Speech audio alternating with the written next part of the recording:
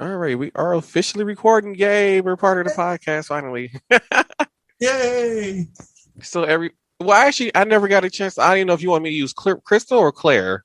Yeah, you can use Or Claire. It's fine. You can use Claire. You can use my legal name. That's fine.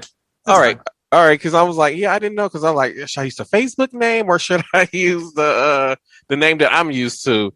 And that's fine. You just use Claire. That's fine, Marcel. Because I mean, I know you have a different name than what you are, but that's fine. You just use Claire because I'll be using actually probably next year. Maybe I'm going to apply actually to be a U.S. senator. I'm going to actually go against Glenn Grothman this Yay! year. So I'm actually going to go against him as the first transgender representative for the state of Wisconsin. I will be the first transgender female and part of the LGBTQIA to actually go against him. And I'm not going to, do any kind of negative things. But I'm going to be like, you know what? Why have a Republican? We can have someone that actually is in the middle, independent, that's going to look at both sides of the line. Okay. Right. And the biggest thing the first thing in my agenda is going to be, hi, Marcus. The first thing my biggest thing on my agenda is it's going to be, and it's a big deal, Marcus, Martel, is that going to be, is that I don't want any law enforcement. This is the big thing right up front. Remember we talked about wanting to be a governor. Mm-hmm. This is the biggest thing. I want no law enforcement just to do any kind of forceful act on anyone. All black people, they will not engage in any kind of activity. Now, if the person, whoever they are, again, whatever, human race they are, because there's only one human race. I mean, I watch enough TikTok videos, and I will tell you hands down that we do not need to get aggressive with anybody. Nobody. That is true. We don't need that. We don't need that. And if we need to get into like maybe some of these counties, I don't know what counties will be covered, but I know Fond du Lac, Washington County, Ozaukee, Sheboygan. I don't know. There's a few of them that I'd be part of. But I can tell you right now is I would make sure that these police officers have some kind of there's a person hired for just mental issues. Mm-hmm. They won't be armed or nothing like that. They'll just be ready. So if people need someone to talk to. Yeah, and this I believe, and some of the officers also needs I believe have just that training in general, how to identify somebody who is having a mental crisis or whatever. Yes, we need those kind of officers. And I would rather see that. Actually, to tell you the truth, here's something that blows my mind. I guess in the last 15 years, Eugene, Oregon, which is a city somewhere in Oregon, I don't know where it is, but somewhere, they actually have a crisis or mental health specialist on all shifts 24/7. Really? And then they also have called a general specialist, which is a person that just comes in. They have no gun. They just have the stun gun. That's it. They don't have any, and mace, just some basic stuff. Just as a backup, so in case the therapist or something like that, somebody that gets injured, they can call for backup, and that's it. And guess what? The mental health went from way up high to way down low. That's it. Yeah, so that means a lot of states need to be implementing that type of procedure going forward. Especially, you see so many people who are suffering like these mental health issues and being killed just because they're having an episode is kind of ridiculous. It's crazy, and I think a lot of people. I think to me mentally, there's a lot of people that could use help. I mean, right. I don't care who you are. We all could do someone to talk to, and I don't think a lot of people have that access or don't even know. I mean, it's not just when they say, oh, it's the black people, oh, it's the gays. It's no. It's none. It's transgender. It's everybody. Right. Okay. There's no white privileges. I don't want to ever hear that. That is not true. Everyone should have their own, their own privileges by you working your butt off and be able to buy stuff what you need. And that's your own personal privileges. If you own a house, if you rent, you own a vehicle, whatever, I mean, whatever it takes, but that's your own personal privilege because you said, I got bills to pay, and that's your own thing. Okay. It doesn't make you above the law. It doesn't make you better than everybody else. That makes you a human being. Right. But to get these things, like you said, to get them in effect, is like you got to vote in the right leaders. And a lot of the younger people now, who are becoming new voters have no idea about government and law.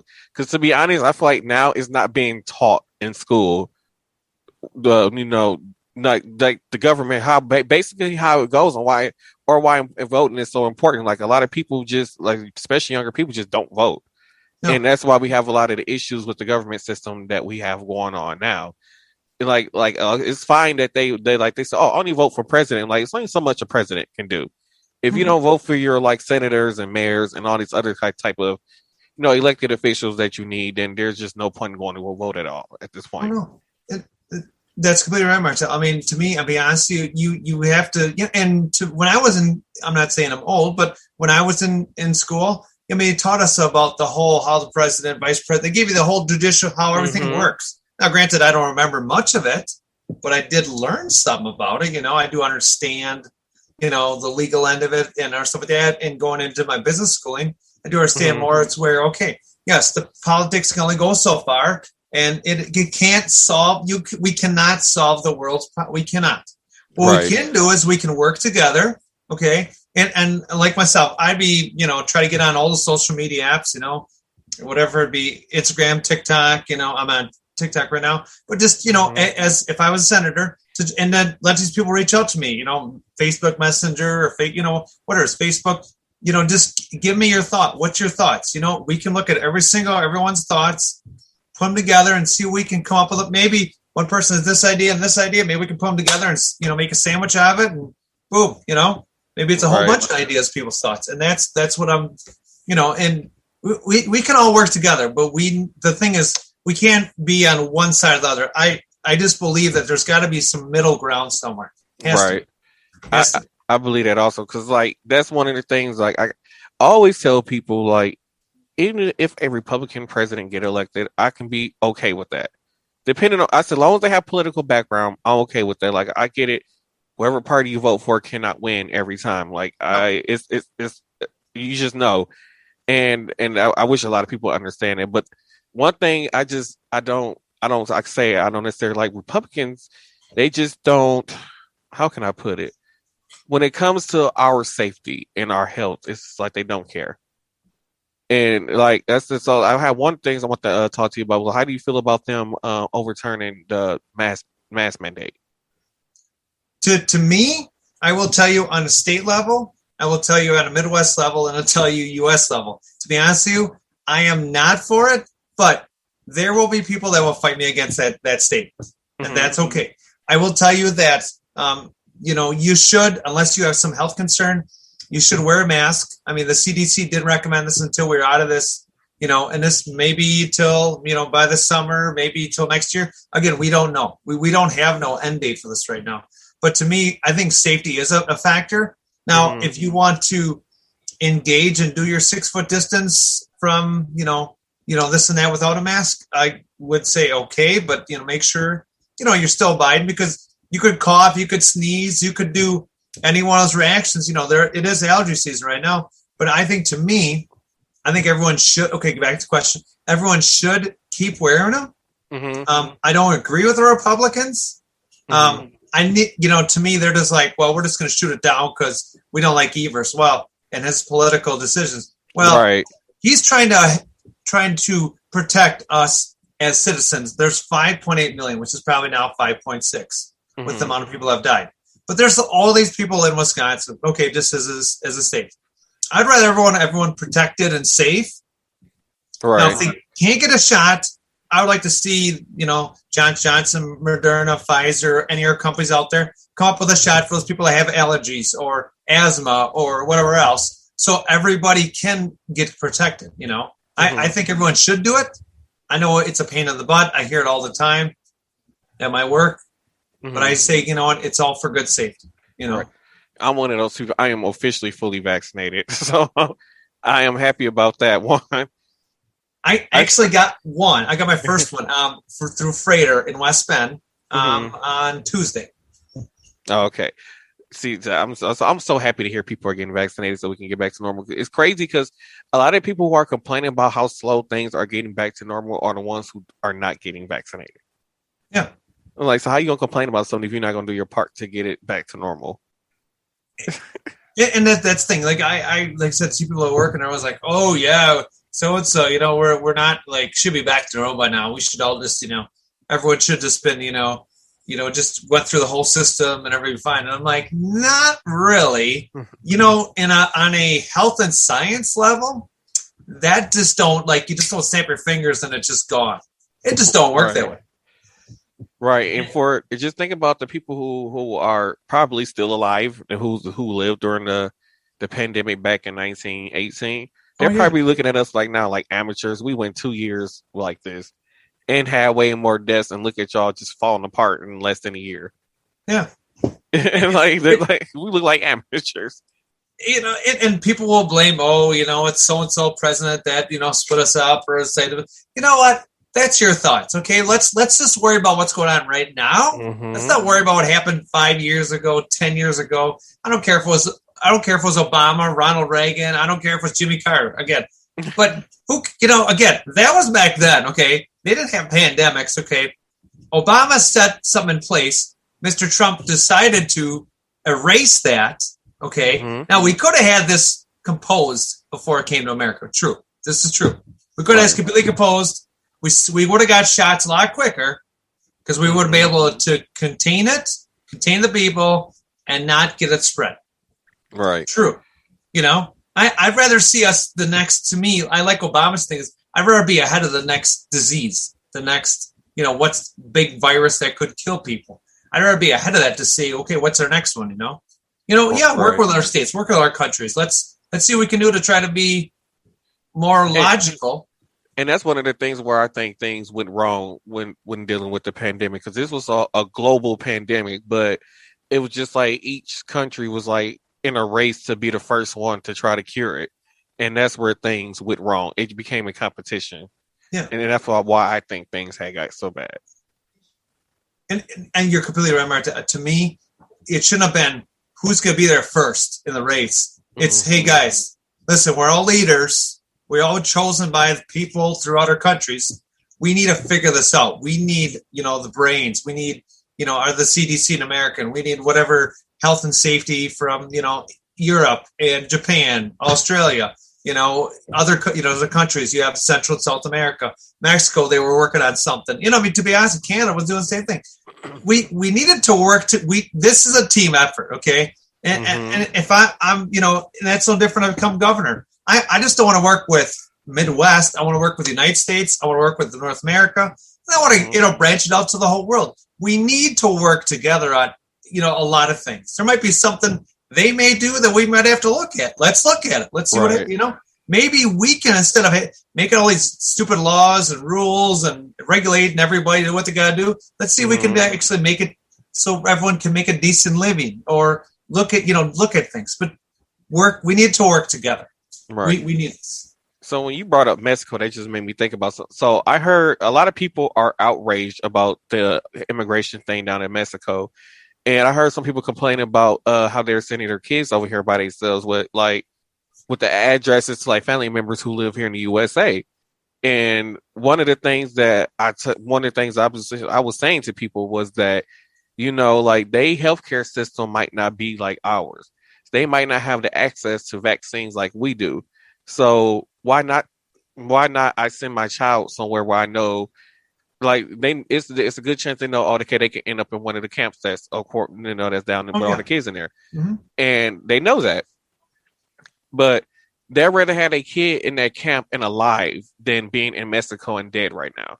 That's what a lot of people are not understanding, why they're sending their kids by themselves. They rather stay in Mexico and die for their kid can live. Go ahead. No, go ahead. So, and I completely agree with you, Martel. To me, I don't understand why isn't Canada United? Why are other countries being like, hey, by the way, we're going to set up camps in some of these other countries that maybe aren't able to get the vaccines or whatever situation is, or just, hey, guess what? Make all these people cross the border to Texas, Arizona, New Mexico. Okay. Put them in these camps, get them all vaccinated, right? Mm-hmm. And then you can send, if they want to go back, then they have a reason. Right, now, send them back if they want to go back, right? Send them back. If you want to go back, then we'll send you back. We're not forcing you to, we're not telling you to stay here in America. We're not forcing that. But if you want to start here, everyone thinks that the system's broke. Well, it is, but we need to look at why it's broke. That's what we need to look, not just point fingers. A lot of people look at them saying they coming here to steal jobs. I'm like, but they're doing the jobs that a lot of you are too lazy to do.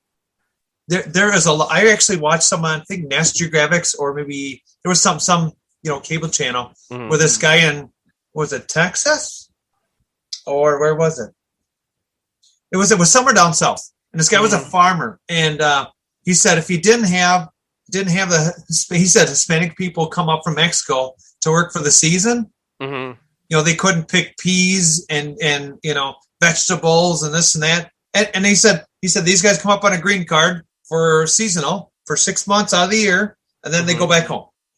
That's it. Yeah, and just think about how many of us Americans want to be out in the field picking peas and vegetables and all this kind of stuff. Like, we don't want to do that.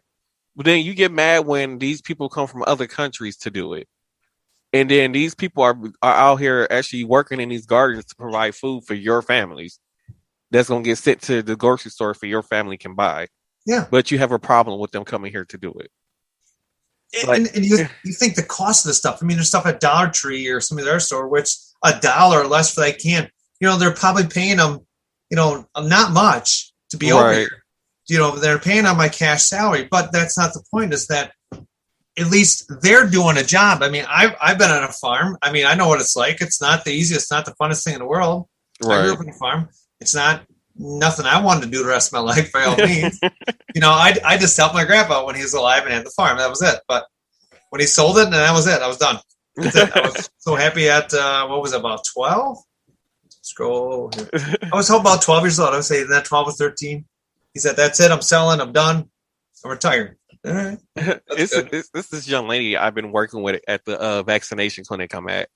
And she was saying like how her family, somebody in her family had left her like a whole bunch of land in Mississippi. And I'm like, and she was like, it was just given to me just there. She said it was some type of contract where she was told she can't sell it and all this stuff. And I'm like, she was like, well, would you live on it? I'm like, no. She was like, why? It's free land. Like, you build whatever you want on. It's a whole. I think she said like 100 and some acres. Oh. Wow. And I was like, no. And she was like, well, I'm a city kid. Like, I don't do the middle of nowhere. I'm like, I'm not driving 20 miles or 40 miles to go to a grocery store like that. Just, I wouldn't survive out. No, it just wouldn't happen. Go ahead, Martel. No, I was just saying, like, I just wouldn't be able to do it. Like, no. It's not bad if you're going to be going like, to a resort or a weekend getaway or something like that, where that might be a distance, but to travel, my parents, I think they're about 10 to 15 minutes from all the major stores, which isn't bad. They're out in the country, but it's not 20, 30, my parents where they have land now to go to a major store. Yeah. You're almost like an hour away, Yeah. And can't do it. Nope. Not happening. I am a city boy. I don't want to be out there swatting flies. I don't have to deal with all that stuff. The flies is going to be bigger. I don't have time for all the shenanigans that goes on with that. That's right. I'm not going to be out there cutting all that grass. And no, she said, no, you can just use whatever you land to build whatever you want, then let nature take over the rest of them. Like, no, not happening. I'm not going to be, ain't no snake about to be crawling through my toilet at night. Just not happening. God, Mississippi, I don't know. Yeah, down there, it's like, oh God, yeah. Right, and then the heat, so like, no, I would not survive. It's humid. I mean, everyone complains about it here, and it's so different from Florida, Mississippi, Alabama, all the way up. You get that because this is most of the state's all swampland, just like Florida, Mississippi, Alabama. So when it gets hot and humid, it's just right. Couldn't do it. So, and down there it's worse. So I mean, it's so much warmer. Plus hurricanes and tornadoes and right. So Marcus was actually on the last episode of the podcast, and one of the things we had talked about was the guilty verdict of the Minnesota cop. Oh yeah. And a lot of people some people are considering it a victory. Some people saying it's not a victory. It's not a victory until we know how many years that he got. Mm-hmm. So what were your thoughts when they came back guilty? So I was very happy that they actually did convict him. Now, I don't remember the 3 charges, but I'm glad they did. Actually, I'm happy they convicted him. Mm-hmm. My friend of mine texted me this, and she sent me first and second degree murder and manslaughter, I think. Yes, that's okay. That sounds That sounds about right to me. And to me, Martel will tell you, I was very happy because no human being should be doing, putting your knee on a person's neck for that amount of time. I think it's so, just so evil what happened, and right. To me, now I've had two opinions, from two different guys. And one from black guy, one from white guy. Mm-hmm. And to me, I actually accepted both of them, looking at this, because I said I want to be governor. To me, I think to me, I'd rather see Mr. Floyd still alive. That's just my opinion. Right. That's me, but that's me though. That's just me straight up. I hope that he did get his wings, and God bless him. I hope that he blesses everyone around him. But to me, I'd rather see that Derek. I'd rather see him taken down to Texas and shot. Mm-hmm. In my opinion. Now that's a little rough to say that. It is, but I mean, but that's just how you feel. I mean, I don't know. I kind of looked at it like this was something that was it was meant to happen for a reason, because I feel like everything happens for a reason. And maybe with George Floyd, this was probably something that was like in the cosmos that was meant to happen to start this movement of, police reform that we have needed for probably for the last 50 years. And because of George Floyd's sacrifice, I would call it, it's the reason that we have the police reform that we got going on now. Now, is it going to change right away? No, but it's what we needed. And a lot of people was like, well, why would you put it in that way? I said, well, just think about it. If Martin Luther King or Malcolm X wasn't sacrificed, do you think that we would have the change that came after that happened? Yeah, no, you're right. Like they're like Martin Luther King probably and all them. They probably still would have been fighting for segregation going into the 70s and the 80s. Still, probably still till today if that sacrifice didn't happen. And sometimes, like you said, sometimes that sacrifice has to happen to set off a cosmic change, and that's what George Floyd. He basically took that sacrifice for change to happen. And it's true. And the gentleman I talked to, the black guy, again, I'm taking both sides. The white guy said, just take him out. Mm-hmm. And the other one's like, just let him rot. Again, because that's what his father taught him. So I'm like, I guess, maybe I did say that. But then again, which way you turn? Do you just let him rot in a pretty much, a concrete cell and just let him rot there? Feed him very little until he's dead. I think she let him rot. Like, I think every day they should at least have some type of way where there's a permanent mural of George Floyd all over his jail cell, and he has to wake up every day and look at that man. That's not bad. I like that idea. And he has to look at that for the rest of his life every day when he wakes up. And I think that's what he needs. You know what? One thing is, I don't know if the news ever brought this up at all, but his wife, as soon as she got word that he was actually indicted, losing his badge and going to jail, she actually divorced him straight up. Oh yeah, they did say that on the news. Yes. And I was like, that's the smartest woman ever, honey. I would hug her and be like, you're the smartest. Because she know if she would have stood by him, she would have put a target on her back. I don't know if they had kids together, but that would have been a large target on both her if he had kids on the kids' back and both her back. So I don't blame her for that. And then the other shooting that happened in Minneapolis was with the guy who's being took to jail, was supposed to be getting taken in jail for the warrant. A lot of people get so upset with me when I say this. A lot of people say he didn't deserve what happened, but the way how I looked at it, and then the one where I don't know if it was Seville Smith or whichever one, I can't remember which one that happened at the lakefront downtown, but it was just one of those situations where I looked at they put themselves in that situation. All he had to do was go to jail peacefully, and instead, when he was getting handcuffed, he decided to get back in a car and pull off. He put himself in that situation. Now, that officer should have known the difference between a gun and a taser, because from looking at that video, she had plenty of time to look down or to even look at what was in her hand to differentiate, between a gun and a taser. And I'm pretty sure the taser handle is probably plastic and your gun handle is metal. So I'm pretty sure you should be able to feel that difference in your hand. And I will tell you hands down, watch enough TikToks, and I can tell you just for being, I used to go, just recreational hunting. Mm-hmm. I will tell you hands down, and holstering. And now I've never had a taser, so I have no idea but to me, I've had a little plastic gun, and the real gun, they're not light. Okay. Yeah, they're heavy. They're heavy. Okay. They're not, they're made, you can pick them up and they have smaller, depending on what you have.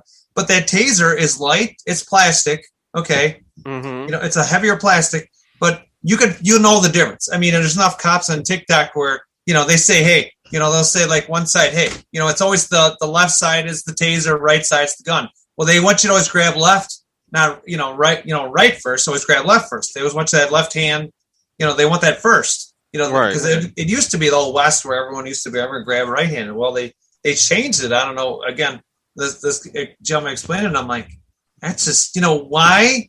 You could tell. If you would have grabbed both of them, mm-hmm. you'd be like, got to reholster this one, Right.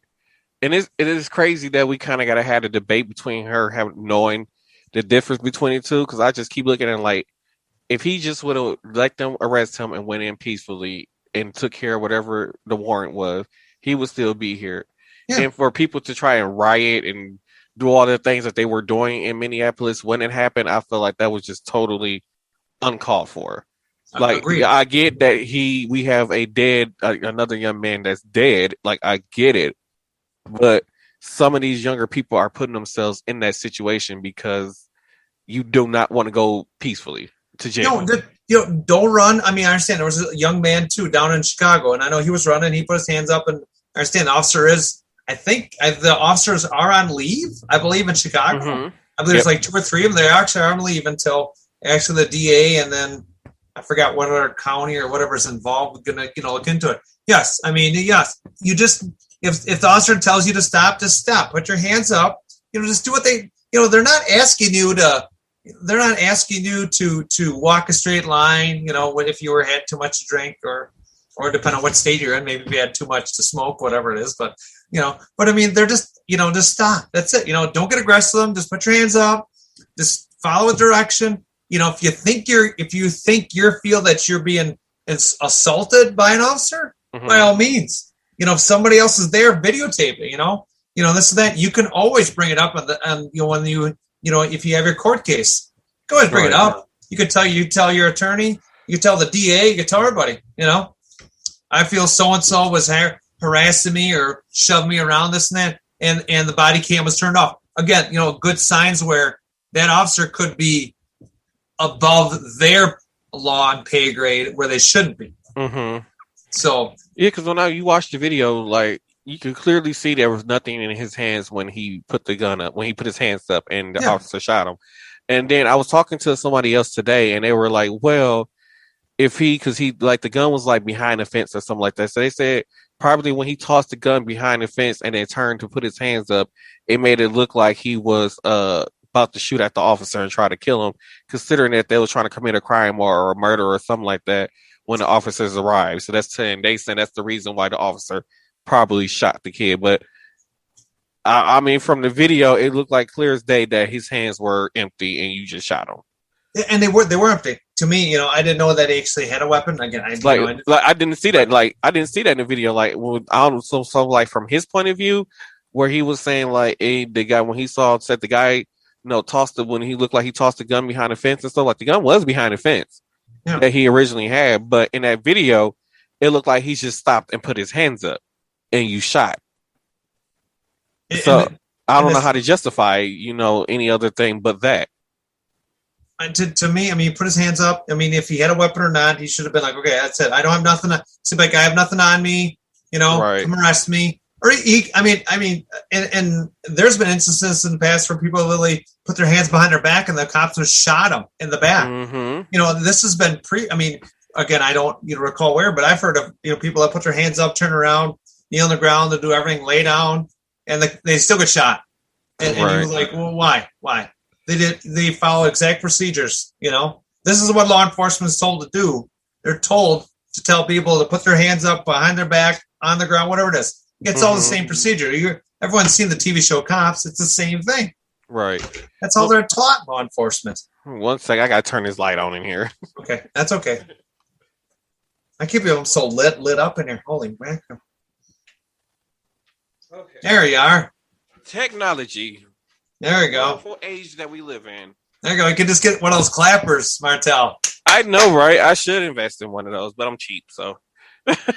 Actually, they have little plugins now. Little censored things. Someone said on the wall, you can plug it in, and then you hook it up to your phone. Oh wow, that's too much work. I don't know technology. I don't know. I am still figuring out technology. Everybody be like, but you're young. Like, man, technology has advanced. Like, people don't understand. Like, I was born like right on the cusp of like the big internet boom when internet became internet when I was born. So and even then it wasn't what it is today. No. So just like how the 80s and 70s and 60s and so on had to learn how to use technology, that's how it's been for me. It's weird. My mom was born in 52. My dad was born in 1947. Again, just after 1942, 43, World War II. It's funny that my dad is 73 years old, Martel, of all people, and he still has a few little things I have to teach him here and there, don't understand. My mom, she knows how to use Facebook, basic text and phone calls. She doesn't even that smartphone is like foreign language to her. My dad, no big deal, right? He'll call, Facebook kill, Facebook me, all that shit. And he's like, this isn't that hard. I'm like, the technology is made for a child, 5-year-old, 4 or 5-year-old. That's what it's made for. Seriously. Right, it is. And so there's no hard things about it. Just you have to just train yourself to understand. That's it, I mean, I'm playing around on TikTok, and that's fun, but it's whatever. I mean, I do my videos, dances, and all my fun stuff. But so, one of the other things I want to ask you about, was there was the other incident with a police shot there. I believe it was a young lady. She was in a fight with another young girl, and she was, I guess, had a knife in her hand and going towards the other girl, and the officer shot and killed her. And I think this happened either a few days ago, actually.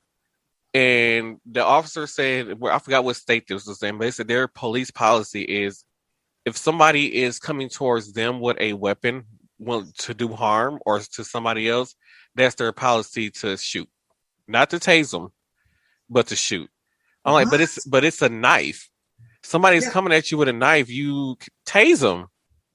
Yeah. You give them the opportunity to at least live, but his first reaction was, and this girl was probably only between 13 and 16 years old, and just how kids have fights, neighborhood fights. Oh yeah. And he pulled up on scene and saw the knife. She was going after the girl with the knife and shot her and killed her.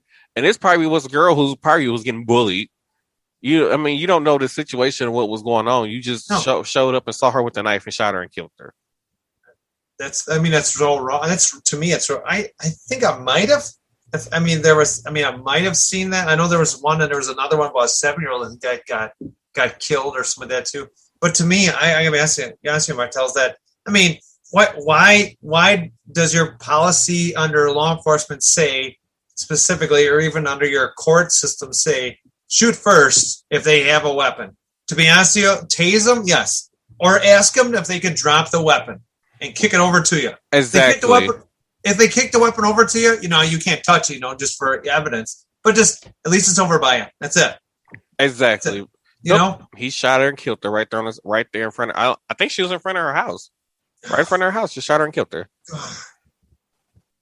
It's just not. And again, we go back to this one human race thing. We need to really look at what are all these policies and why are the police officers why are they doing this stuff? Right. Why are you saying, hey, well, too bad, this person's got a. No, I don't care if they got a weapon. And if they don't drop it, if to me, the thought is, if they're going to start shooting you, well, then you got reason to shoot back. Right. They start shooting you as a law enforcement officer. To me, then instead of taking them out, shoot them an arm, shoot them in a leg, whatever. Take out something that might hurt. They might lose, for a long period of time, but get back. But then again, a lot of these law enforcement agencies are just like, they don't want that lawsuit against them anymore. Right. And well, what are you going to do? To me, I would shoot somebody, tase them. The taser's been out for years. They've been out for over 15 years now, 10 to 15 years. Right. Tase them. Just tase them. So while we're on laws, there's one thing two laws I wanted to talk to you about. One was a lot of these Republicans passed. Well, I don't know if it's Republicans. It's not just Republicans. I believe it's both parties and independents, where they're trying to pass the law against transgender people who transition from male to female and want to play in women's sports, like on sports team and stuff, and they're banning them from playing on these teams. And I want to get your thought on that. So to me, like Florida, Mississippi, Montana, North South Dakota, I'm kind of saying I'm on top of this one actually.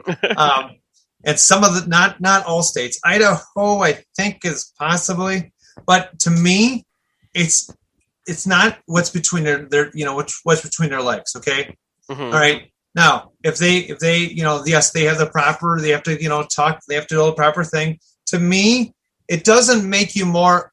If they're going through their blockers or it is expensive to be a young kid to be on blockers. It's very, very expensive, Now that doesn't mean because they're going to, they can't transition until they're 18, but they have all the aspects of, being a girl, being a transgender female. To me, let them play. Let them. Right. You can't be what's the word I'm looking for here, Martel? You can't be you can't just be like, well, I'm sorry, there's only two genders and that's it. That's your Christian philosophy that actually is wrong. Right. And I have to go back on the Bible, and this not to talk about the Bible, but I have to say that God loves all. So it shouldn't be a decision from a judge or from a jury or from a group of people or a bunch of what they call super straight people saying that that's not right. No, it's not your authority to do that. Now, this should be chosen, to me, you should let these kids be kids. Right. They're only kids for so long. Well, they're talking about like professional sports too, because like it's crazy because when I hear them trying to ban like just in general in all sports in general, they're trying to do this. I was like, but you guys are trying to integrate. Where you're talking about having female quarterbacks in the NFL and female basketball players in the NBA, which is all men, all men thing. So like you're okay with a female going into a men's league, but you're not okay with a man who transitioned into a female going into a women's league and playing the sport. Like, I don't get it. It doesn't make no sense. In the Olympics, that's the World Olympics. Okay, you have to be at a certain level as a female. Now, myself, I know I'm in that range between 1 to 10. There's like a hormone range you got to be in. I think about, 5 or 6. So I'm in that range where legally I can go and be in whatever sport I want to be. They would pay me in the women's, the women's, because that's what I be legally as. So then that's what it is, because as long as within that range. Now, if the Olympics is allowing this, okay, and they've been allowing this for the last 4 to 8 years, they even heard about it, but they're actually now bringing it. NBC has been the one actually talking a lot more about NBC Sports. And so I think, to me, if they're allowing it more on a large scale, on a world scale, we need to allow on a state and local scale to allow kids to be able to do this. Because I can tell you, there's got to be other countries that allow, if you're transitioning, if you're on blockers and you're, this and that, fine, Right. I mean, then yes, maybe there might be some fine lines. But again, they're kids. We can't draw legal laws against kids. We can't. Right. There's we just, it's not justifiable. Right. Because now they have some states where they're passing laws where a kid can legally start the transitioning process to their 18 also, which I'm like, why? I mean, if they made that choice, I'm pretty sure when you're 15, 16, 17 years old, you pretty much know at that point. And to stop them from stopping that, to starting that process, I feel like it's just totally whack. Like when they know, they know.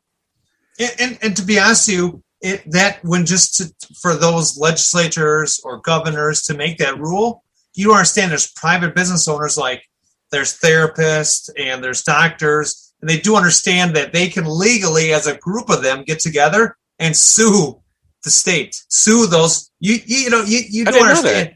You do understand that you could. I mean, like Donald Trump's getting sued by like 6 states right now in the United States. Mm-hmm. So you can as a group, you could say, hey, by the way, we have these X amount of transgender people, and it's not fair to them, because otherwise the chances of suicide is so much higher for any transgender people. Mm-hmm. It's so much. Again, the percentage is way over 80%. Especially youth is worse.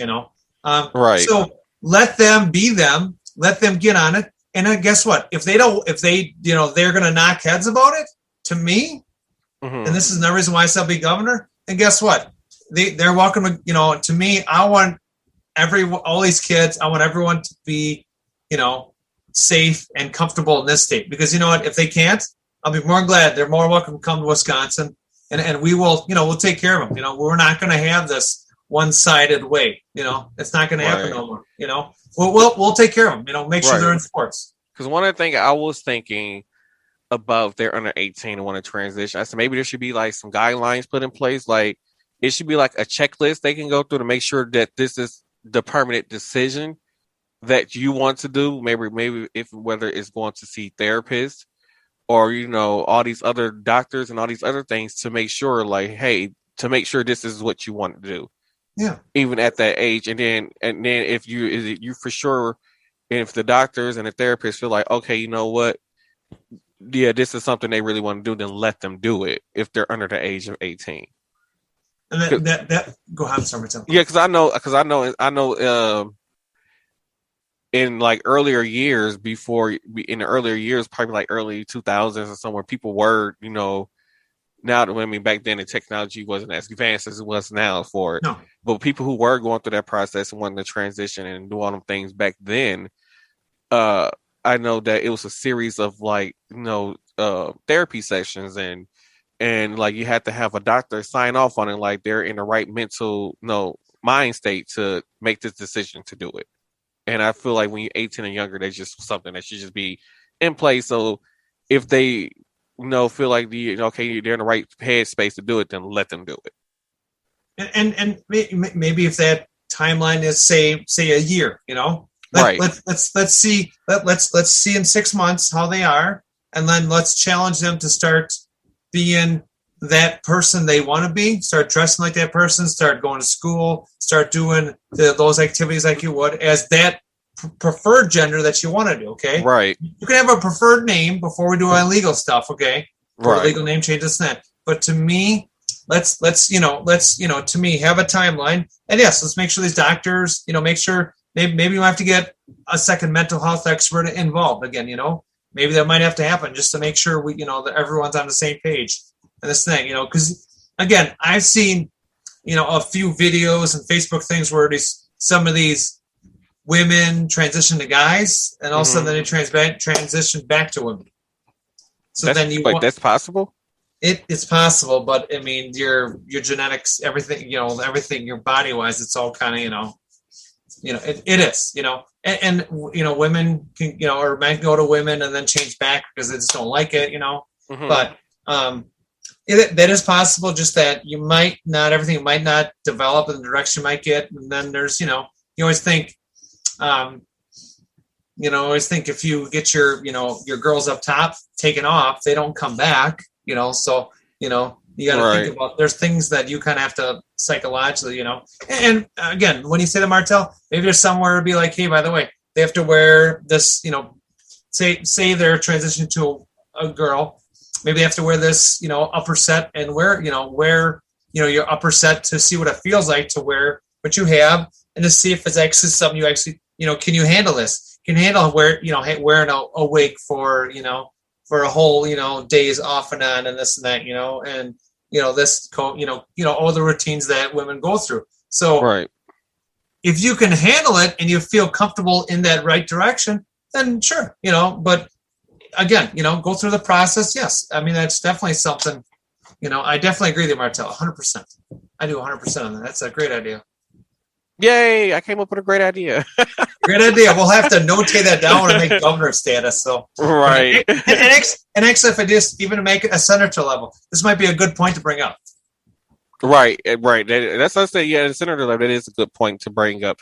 And then one of the since you talked about running for senator, one of the other things is that I don't know if you saw the report on Wisconsin roads. We actually failed our report on roads and the road conditions and stuff.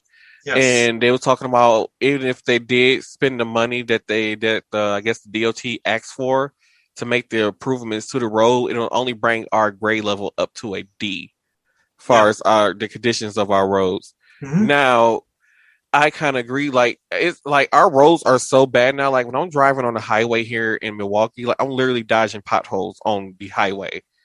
That's just how bad it is. And I was like, we need to get somebody in office to do something about this.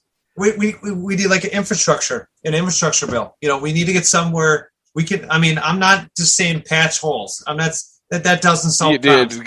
It's the same hole that I don't see patched multiple times, and it's still like 2 weeks later, it's back to being a giant pothole.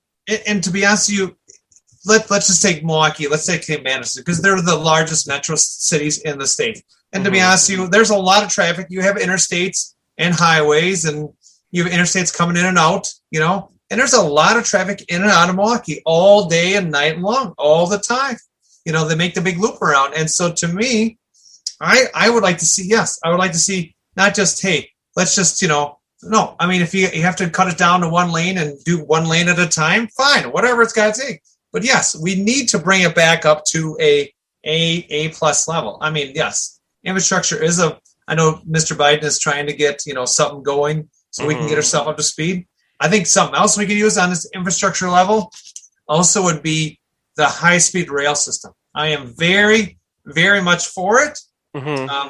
Coming from a background on my father's side, my grandfather would work for the Chicago Northwestern, and I would really love to see people. It's great to drive and it's fun to do that. But wouldn't it be nice to get us hop in a train and go? Say you want to go to Green Bay, right? Mm-hmm. I don't want to drive there, right? Hop a train. It might take you, say, 2 hours to drive it. I don't know what it is. Say you'd be on the train, you could be there an hour, hands down, right?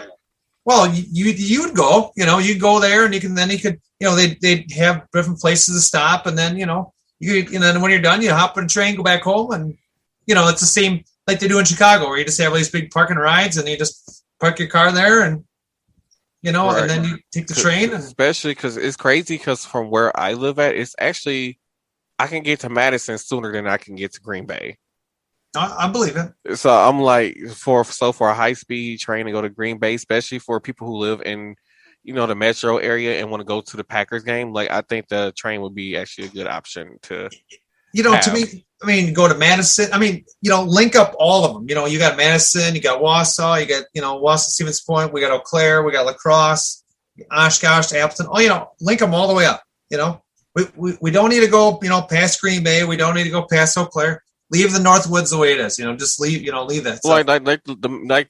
Like the major cities within the state needs to have like that connection. And connect it to Chicago, connect it over to the Twin Cities, connect it down to Dubuque and Davenport, Iowa. Get it so we can everyone can get to their metro cities. You might laugh at this, but I have never been on a train. Really? You've never? Really? I've never been on a train because we're going on a cruise next year, and we've been debating on how to get there. And like at first, I was like, "Oh, we can take the train." I had looked up all the train stuff. I was like, but I've never been on a train. And then me, being stupid, I end up on YouTube, and I end up watching videos on train crashes. So now I'm like, I'm not so sure about train. So I was like, maybe we can go back to the flying option. Because somebody was like, why are you? I said, I'm only scared to fly because of the takeoff and landing. I said, I'll be fine in the air. Once we in the air, I think I would be great because I've never been on a plane either. So I was like, I should be fine once I'm in the air. I think for me, it would just be the takeoff and landing. I would like the percentage in aviation and in high speed rail. I will tell you that the chance of failure is less than 2%. I'm still scared. It's not that bad. I have watched these train videos. I'm like, oh my god! But a lot of them do. A lot of the new tracks are actually censored. So you couldn't have two trains go on the same track. Not like they used to be an 18 some or other. They used to be old steam locomotive. This and that. Coming from a person that actually did engineer and actually drive a train. So for a short amount of distance, I did when I was 12. Yep, I did. And it was a lot of fun. I really enjoyed it. I would tell you I didn't go far, but now being the engineer and driver, you understand that you have to make sure there's always these. You have to make sure you're going in the right direction, and a lot of the rail systems now are set up where it's all coordinated by time now. So if they're like an example, say because there's a lot of like railways open that they could actually put high speed rails in. So they wouldn't have to coordinate with like Canadian Pacific or Canadian Northern, CN or CP, because they would be on a different system. And they wouldn't have to worry about slowing down or speeding up for them, where they'd be on a separate track system. Okay. So you wouldn't have to worry about that then, which is good. Now I don't understand. There's that chance. There always is, I've never been on an airplane. I might be maybe by the summer or fall, but we'll see. Yeah, because like where we leaving from the Galveston, Texas port, and I had looked at them like, okay, there's no train, like there's no airport there. So like our options are to basically either we have to fly into Houston and then probably arrange for like either a Uber, a Lyft, or one of those like airport buses or whatever to drive us like I think it's 50 to 55 minutes to Galveston. Or taking like a coach bus or something down there and to get there, or versus a train where the train you get on the train is like a 30-hour ride, I think. And you be on the train and it takes you straight to Galveston. So we're trying to figure out what to do at this point, because everybody's like, because I was like, if I do the train, it has to be one of those where I have my own private room thing. If I do the train, that's the only way I can see myself doing that. Other than that, it's like I can't do a train. I mean, you can get your own. They have like singles, and then like if you want like two, I think it's up to like 4 people. I think you can get in a car. That some are just like day cabs, and then some are like sleepers. What they are, similar to like a truck, semi or truck. How semi trucks are set up. So I mean, it depends on what you're looking for. And I mean, I will say like now, just an example, I don't know if there's possible Martel, but like in Sheboygan, there's some business. It's out of Sheboygan, and they literally pick people up from like Manitowoc, Sheboygan area, kind of around that area, Plymouth. And again, it's some company, and they take them all the way down right to the airport.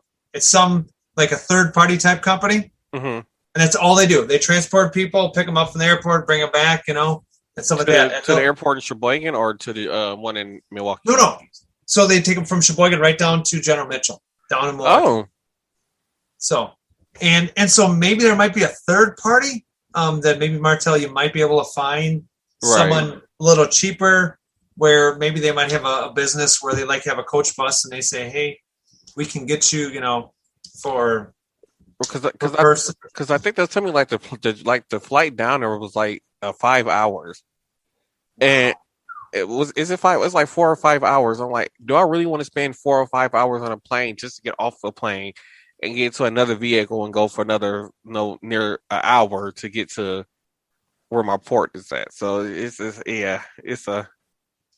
funny when there's like a smaller, going from Houston on a plane, like a smaller plane, like so normally they have these smaller kind of like I call not group planes, but like it's a smaller plane, can fit about 8 to 10 people in them.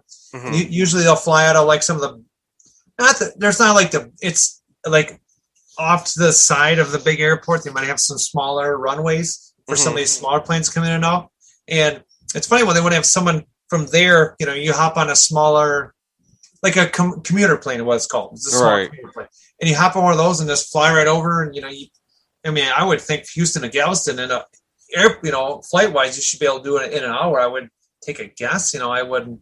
Right, because I keep trying to like when I go on their website, it keep having an option where you can try to set up transportation from the port to the airport, but it doesn't. Right now, they don't have any of that set up. So I'm like trying to get this stuff set up and get it paid for in advance, so that way when it is all said and done, I don't have to worry about it come time for the cruise, which I'm nervous about too because this is my first cruise also. So yeah, good luck. Yeah, careful. I've heard some people actually get sick on eating the cruise food. I'm so hoping that I do not get sick. Don't get sick because we will be on this. We be on the boat for 7 days.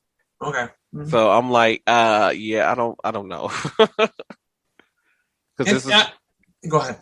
It's because it's a part of our annual. We started this thing now, so starting next year, it's like we're doing like the first generation of cousins. So like we're doing these annual cousins trips every year. So this is just the first one. So I'm like, I'm kind of nervous as what's in store next after this is over.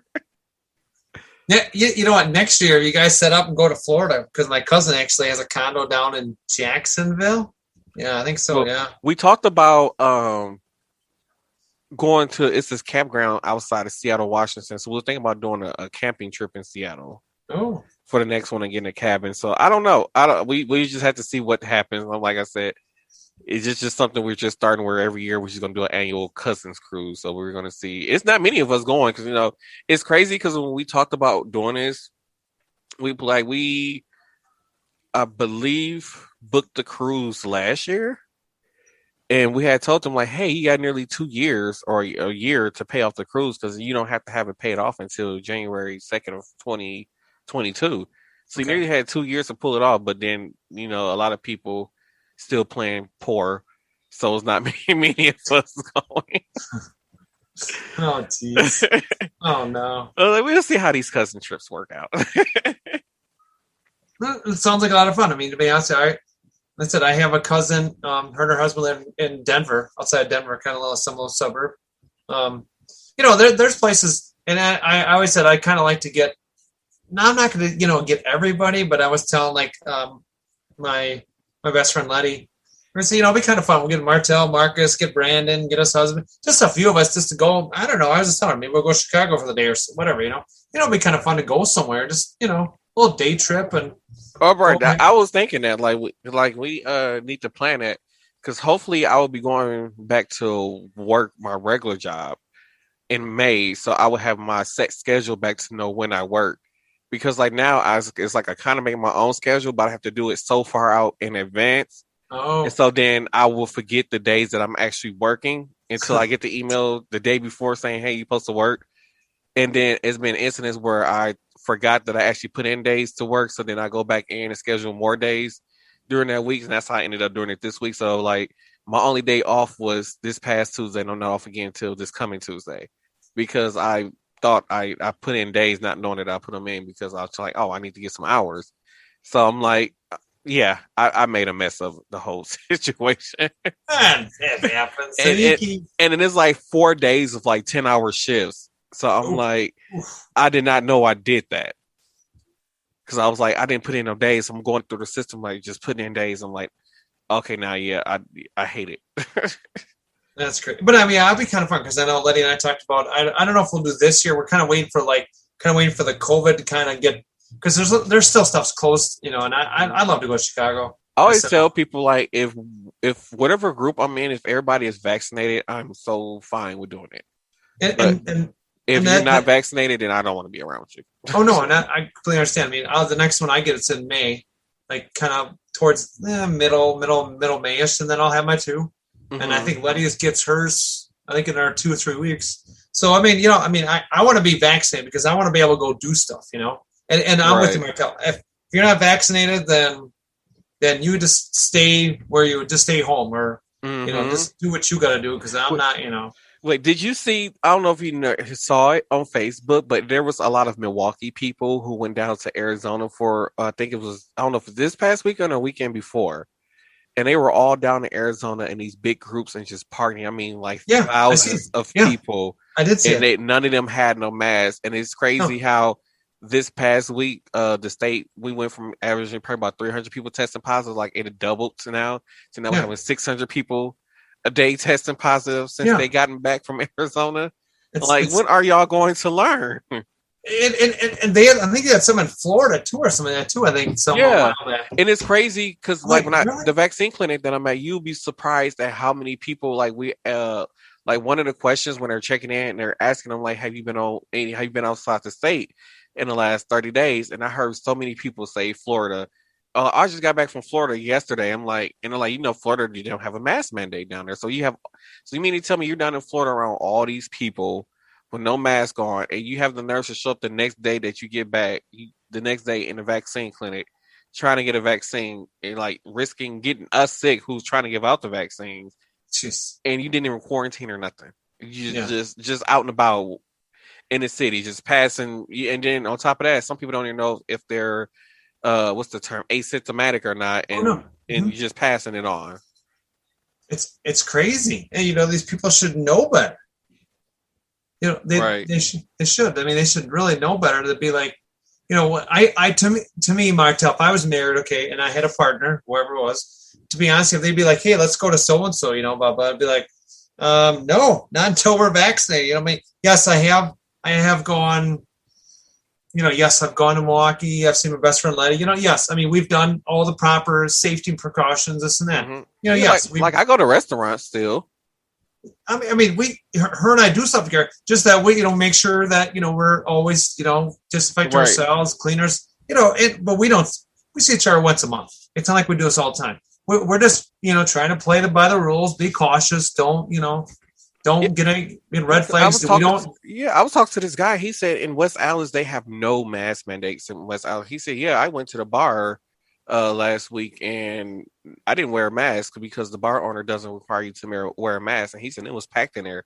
So in West Allis right now, you can go literally, if like I said, the business owner decide not to have a mask, requirement in place, they can have all these people in their businesses with no mask on. That's pathetic. That's they actually did say at our company where I work for, I'm just a contractor, that once they get 70%, the 70% population in the plants, that I'll have 2 shots. They'll have to have 2 shots. Now I had to tell my boss that I had my first shot, day, time, location, and then I'll tell them again for the second one, and then I get added to that list, of people with COVID shots, and then then once that percentage is 70, then we don't have to wear a mask. Right. Which is fine, but here's what worries me, Martel. There's people there that, again, we talked about this earlier, that don't believe against their freedom or religion to get the shot. Mm-hmm. And we talked about it a little earlier. We didn't say really that in detail. To me, then those people just keep on wearing some mask on your head or under your neck or wherever else. At least we know those are people that just don't want to get the shot, and then we know, who you are. So that means we should build like a fenced-in area in the state and just put all those people who refuse to get vaccinated in that fenced-in community. Yeah, by themselves. Yeah, that's it. This area, you guys stay there and have your freedom, have your Second Amendment rights, whatever you want to have. Fine, you just stay right there. You guys hold the fort down, Right. That's what I'm like. And I wish they would come up with something for. I get that the news tried to warn them. So I'm an allergy sufferer, so I have very bad allergies this time of year, and it's just like when I'm out in public, it's like I have to be so cautious because people I will sneeze or something and they look at me like, oh, he has the Rona. Like, no, I'm just it's allergies. Like pollen is really bad for me. Oh, I got same problem. I hope as soon as them green buds grow on the tree, them little green buds that grow on the tree and fall off, as soon as those things start blooming, it's a wrap for me. Like that's how it just starts automatic. It doesn't matter. To me, I mean, I hold coughs in, or if I'm going to sneeze, I try to hold it in until I could go somewhere privately, and I'll grab a Kleenex and or just get a. My sneezes, I be having to let out because one time I tried to hold it in the sneeze and I ended up going like one of those, and I accidentally let out a fart and it was kind of loud. So I'm like, nope, I'm not doing that no more. Oh gosh, oh no. I'm like, yep, I learned my lesson. I'm just gonna let the sneeze out. I said, but at least I'm not one of those people where I know I suffer from allergies, but then they will them people that will sneeze, but they take off their mask and then sneeze and put their mask back on. Like, you do know the whole point of the mask is that when you sneeze, everything doesn't go flying, right? To get that person sick in the air. And you take off your mask to sneeze. Like, that makes no sense whatsoever. And then one of the pet peeves I hate is like everybody like you come into a medical building and I was like, it just bothers me so much how many times a day I have to tell grown people to put their mask over their nose in a day. And like, it's just ridiculous. Like, just people just wear the mask. Oh yeah, they'll do like this. They'll like it'd be up under the nose. Yeah, or they're coming like the But like, I have a coworker and she's like, "Oh, mine keeps falling down." I said, "Don't tell me that. You're like everybody else." They're like, "Oh, it's covered. What about here? It's got to be right up. It's got to be here to your chin. Right here about the corner of the nose coming down." Or I get the people who come in and be like, I don't have a mask. You have a like what? Like, we've been doing this for a year now. So at this point, it should just be, embedded in our heads. Like, oh, let me make sure I have a mask when I leave out the house. Yeah. Like I said, I'm just so red. Like, I really wish people would do what they need to do to get things back to normal, because they don't know how it feels to have to wear one of those masks for 8 hours a freaking day. I got, or like now I'm doing 10-hour shifts, so for 10 hours a day, sometimes 4 or 5 days in a week in a row, I'm wearing a mask. It is harsh. Like, my ears be hurting by the end of the shift. It is horrible. It's not fun. It's not fun. And I wear that with safety glasses too, so stuff gets caught together and twisted around. They get mad at me. Like, I try to wear the safety glasses. I'm like, I can't do this. Like, it's too hot. Like, I'm fat. I can't do this. Like, I have on the mask. Do you want me to wear the safety goggles? Sometimes they have the ones that's like, it comes up like to like halfway over my phone. I can't do it. Like, no, I can't. I would take the chance I would at that point. I chose, like, I would take the chance of being exposed at that point than wearing those goggles, because as I take the chance of getting exposed or I'm passing out from it being hot. You pick. That's your call. That's what you got to do, bro. I'm like, because I said I'd rather take the chance of catching. Well, I already said I'm vaccinated now, so I'm not really worried about it at this point. No. Like I said, if I do catch it, like, I know that, because I'm vaccinated, I have a good chance of not ending up in the hospital, because now my body knows how to fight it off.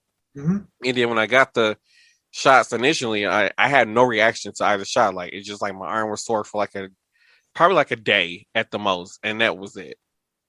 So I'm like, I know my body knows how to fight it off. Mine's a little bit, but it's doing a lot better. I've been trying to stretch it out. Yeah, it hurts when I stretch it out a bit. Yeah.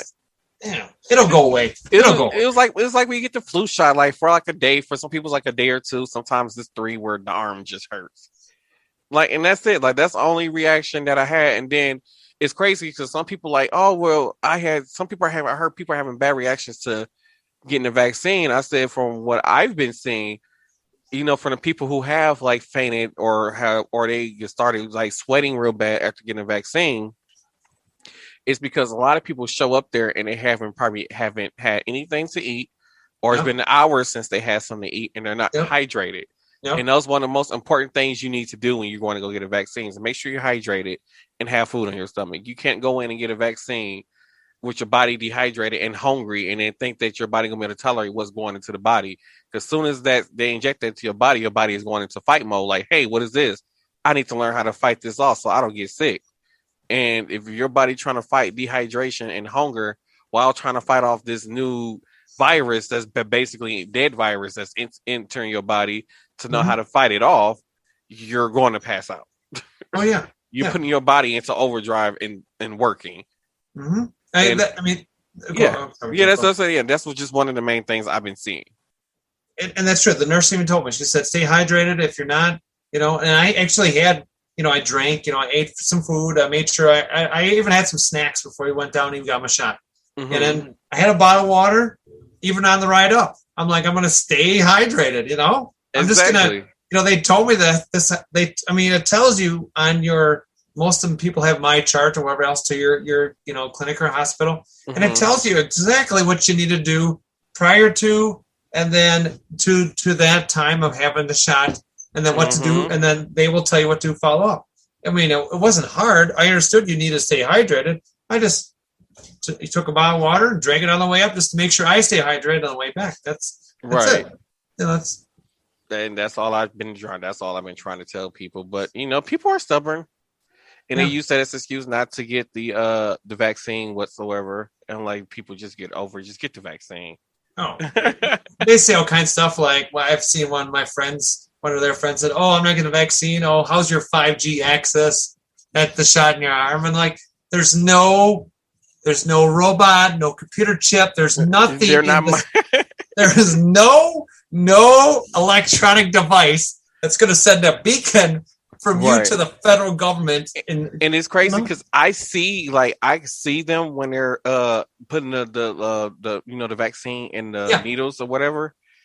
It's like I see them doing it. So what people don't know is like in each bottle there is 6 doses of the vaccine in each bottle that they draw into the needles or whatever. And like I said, they're just drawing. And I said, how are they going to know if there are microchips in the vaccine? How do they know that they're only putting 1 microchip in each person if this one bottle can go to 6 different people? Yeah. They don't know that. No. I have no idea where they're getting this philosophy or information from, and no, movies. Yeah, that's it. Oh well, you're gonna be like that one. What was it? The one Will Smith. You guys are gonna all go turn into zombies. Yeah. We're not gonna. I Am Legend. I Am Legend. No one's going to turn into a zombie. Okay, we're not turning into zombies. Okay, we may be dragging our feet because we work so much. That might be why we're a zombie. But then no, we're not. No one's going to be like in zombie land and they're all going to get this disease or I Am Legend. No, we're not. That's not going to happen. Exactly. That's the people are just are crazy. Doesn't even think of those type of scenarios whatsoever.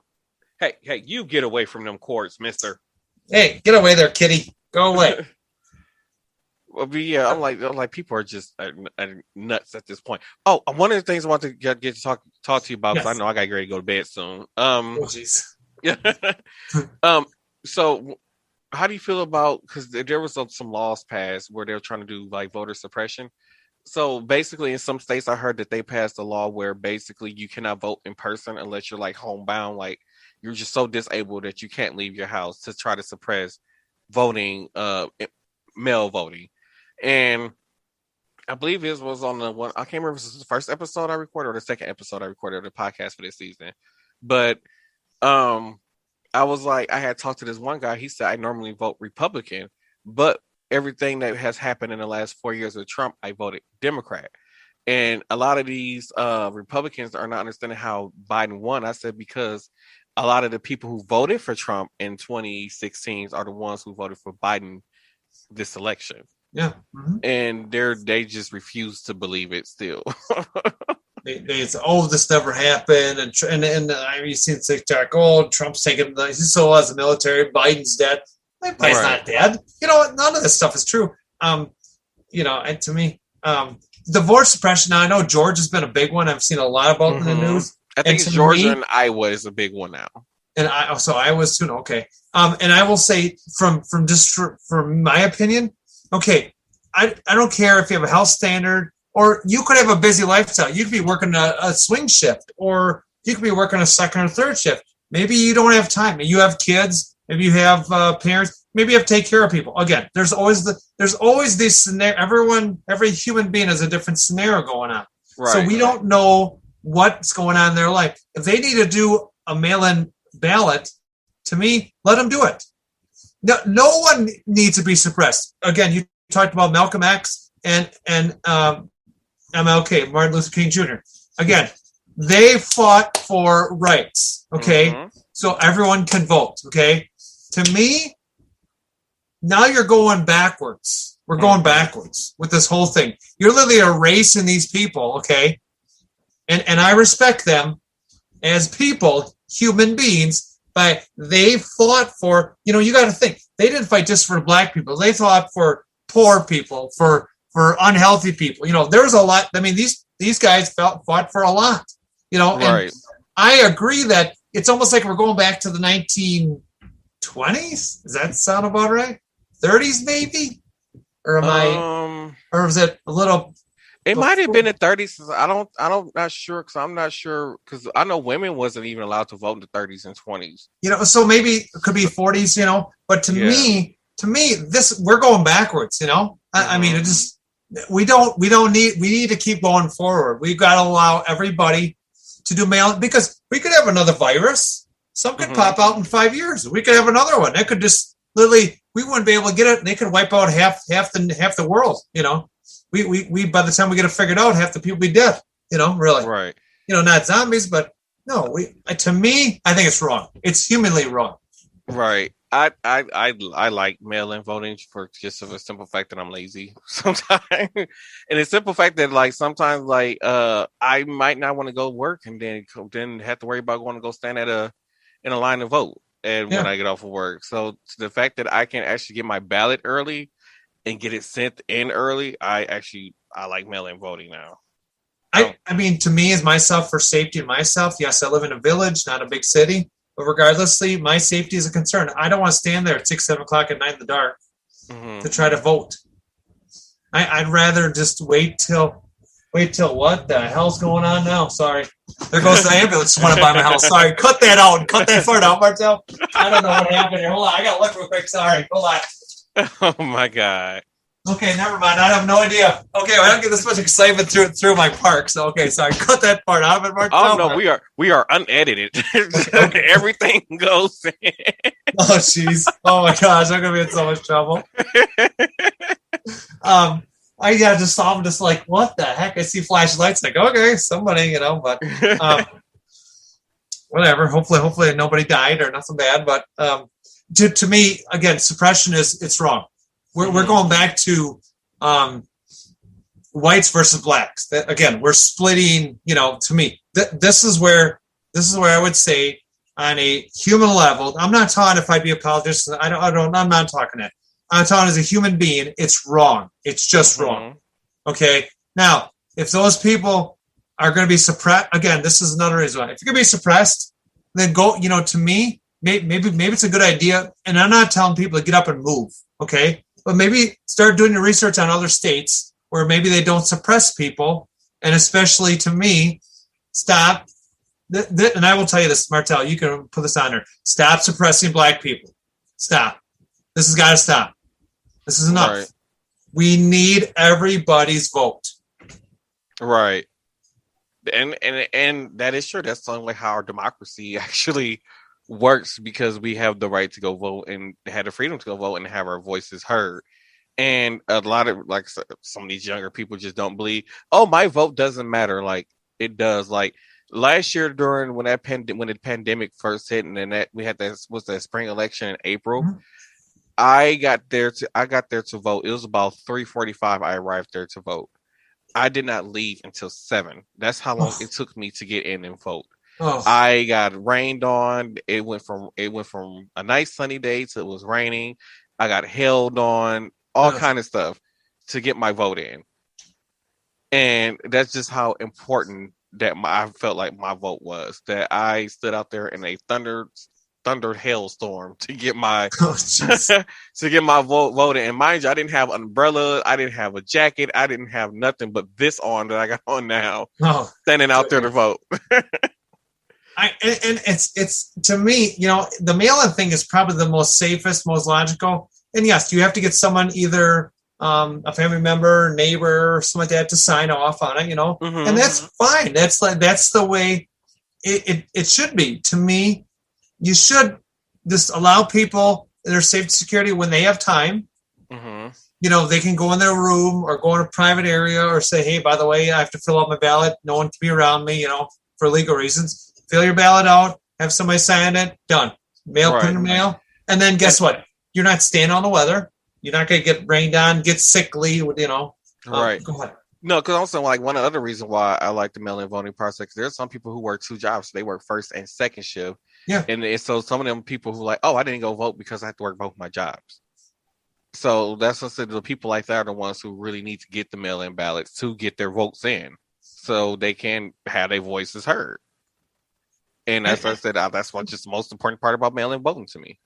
It needs to stick around. It was out there specifically for people with multiple jobs or, anything that, it started out like that. And then it got to be general public. To me, I think everyone should have, you are a citizen of America, the United States of America. Or I guess that the rednecks call it America, whatever. Yes, America. America, whatever. Call what you want. That's fine. That sounds kind of manly to say that, but whatever. Okay, that's fine. We'll go with that. So, but that's fine. And you know what? If your county, your district, your area, wherever it is, they give you that, you should be allowed to. You should be allowed under the Constitution to send in for that mail-in ballot. Right. Call in for it. Go online. Maybe you have to go down to the court office or your local clerk or whatever it is. Get it taken care of. Go ahead and do that, And it's crazy because a lot of people were committing fraud. Like for me, so when I went for this year, I went online and I requested a mail-in ballot for all the elections for the rest of the year. And they don't realize, like, when you do that, you have to have an official government ID, and I have to upload my ID every time I go in to renew to them to send me ballots for the year. And I'm like, no, so like this one girl was saying that she said somebody had used her dad's name to go vote, and they used his mail-in ballot to vote. And I'm like, how is that even possible when they would have to have his physical ID in order to do that? Yeah. Because you got to have the official government ID or driver's license to get to even register to get the ballot. So how did they do that? They didn't have his ID. So you're just trying to say the system is just was that rigged against Donald Trump that they had to do that? I said 4 years ago when it was Hillary Clinton in the same predicament as Donald Trump was in this past election, y'all said there was no fraud. Yeah. Everything went through. Everything was fine. There was no type of, even though we knew that Russia, did whatever they did in our election. Like collusion and stuff. Yeah, you still, but yet you guys still said, oh no, the election was fair. But then now that he lost, now, it's not fair because this, and that. I'm like, what? Like, what is this world coming to? It was a fair race. Okay. People felt, and you watched a lot of TV. I watched a lot of dumb commercials, dumb political commercials. So different. Ever run for senator, or run for governor. Like my father said, you're gonna have all these stupid people say that you're against this and you're against that, blah blah blah. I'd be like, you know what? If you're gonna believe that ad, it's probably a poor rendition of that person, and it's probably fake and actually unjustifiable. And, to me, yes, they have the freedom of speech. Yes, they're welcome to do that. But do they have the facts on that person? Probably not. Right. They're just nitpicking that person because they don't like it. Exactly. And then, what was it? Because that's what I wanted to talk to you. One more last thing before we go. Because next year, Governor Evers is up for re-election. Yes. Now, how do you feel about? Because I got a feeling Scott Walker is going to try to run again for governor. Why would I mention that name to everybody? And it's crazy because no matter if they're black or white, Mexican, whatever, when I mention that name to anybody, they all have that same reaction. What is it about Scott Walker that gives everybody that reaction? He had all this great things. He kicked off. To me, the first thing he did wrong was Obama had all this money, right? Allotted for these high-speed rail U.S.-wide, right? Wisconsin turned it down. $7 billion to the state of Wisconsin. Mr. Walker said, "We don't need it. Sorry, we don't work with Democrats." He said that. Oh wow. We don't work with Democrats. Okay, no. What he probably really meant is, well, I'm sorry, I can't work with you because you're black. Again, whatever. To me, that's wrong. That's wrong, Martel. Okay? Right. If someone's going to give you money, and I don't care what, we're all one human race again, that's just his verdict is he wanted to literally he gutted unions, and he gutted everything else. The next step he was going to do was going to gut all transgender care statewide under Medicaid. That sucks. Well, that man is sick. He is not. He tried to run for president and he destroyed himself. And if you bring that name up, actually, he was listed as the worst governor for the state of Wisconsin. The worst. Wow. Yeah. And the one thing that really, because now, like, I didn't understand, like, because, like, when he officially, like, broke up the unions and all that stuff like that, like, I don't think I was at legal age voting when all that happened. But, so I didn't really understand a lot of that when it was going on. But now that I'm an adult and work, I so wish that I had a union right now, because there's just so much stuff that's going on in the workplace right now. And, management and businesses are getting away with just because there's no union to fight for that person. And it's Scott Walker's fault. Yeah. Yep. Because we would have had, if you would have made it so it was open, kind of like open, open doors type thing, where you don't have to join a union, you don't have to be part of this and that, you got to pay your dues, blah, this and that. Right. You know what? To be honest with you, I'm talking to my father, and every single Democrat, majority of all Democrats have always been for unions, okay? I've been for unions. I've worked for 2 companies where I was a union person. I will tell you hands down, if everybody in this state was union, okay, everybody out there working. Now, I'm not talking restaurants. We're talking hospitals. We're talking, any kind of, sanitation, your assembly, all your regular manufacturing, cleaning, all your, all your like corporates, we working for a large corporation. Yeah, and so those corporations, would be paid. You'd be paid a minimal of $15 an hour. Okay. Now the restaurants would have to work something different, and it would be a lesser pay. Okay, because I know that is true. But to me, if this whole state was unionized, I'm just saying, right? Minus small bit. Now, small business would have to be excluded because they probably wouldn't have the funds for it. Okay, unless you gave other tax incentives and this and that.